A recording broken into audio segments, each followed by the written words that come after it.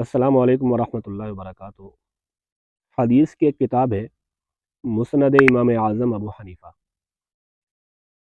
اس میں حدیث ہے، نبی کریم صلی اللہ علیہ وسلم نے فرمایا، جب کسی کا انتقال ہو جاتا ہے، اللہ تعالیٰ کو پتہ ہوتا ہے کہ وہ شخص برا تھا، مگر لوگ اس کی اچھائیاں بیان کر رہے ہوتے ہیں، اس کو نیک کہہ رہے ہوتے ہیں، جیسے آج کل جنازے میں بھی ہوتا ہے کہ لوگ کہہ رہے ہوتے ہیں کہ یہ آدمی اچھا تھا۔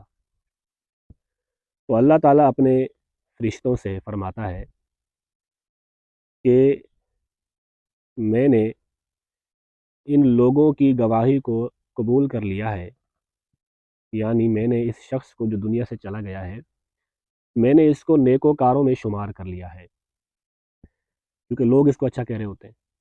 اللہ فرماتا ہے کہ جو میرا علم تھا کہ میرے نزدیک تو یہ شخص برا تھا، تو میں اپنے اس علم کو چھپاتا ہوں۔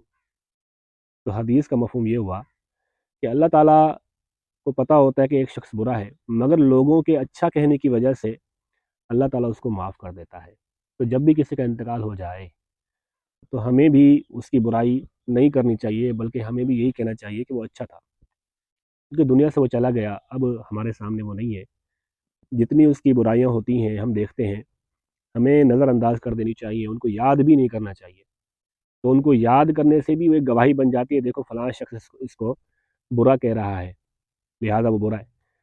تو نہیں، آپ اس کو اچھا کہو تاکہ اللہ تعالیٰ کے ہاں وہ اچھا ہی رہے اور بخشا جائے۔